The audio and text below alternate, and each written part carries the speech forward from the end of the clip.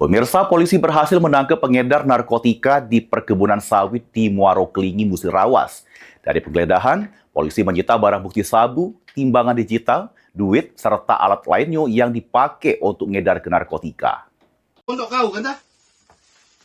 Satres Narkoba Polres Musirawas melakukan penggerbekan terhadap pengedar narkotika di pondok area perkebunan sawit Desa Bingin Jungut, Kecamatan Muaro Kelingi, Musirawas.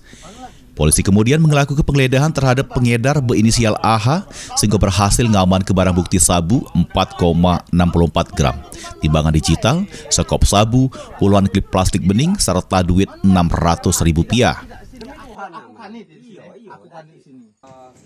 Ada beberapa yang sudah disebut berhasil mengamankan satu tersangka inisial AH dengan jumlah barang bukti kurang lebih 4,64 gram dari tangan pelaku, yang mana juga diamankan barang bukti berupa timbangan digital, alat-alat hisap, dan juga peralatan yang digunakan dalam mengedarkan narkotika jenis sabu. Maini pelaku bersama barang bukti sedang diamankan di Polres Musirawas untuk menjalani proses hukum lebih lanjut. Mulyadi, PAL TV.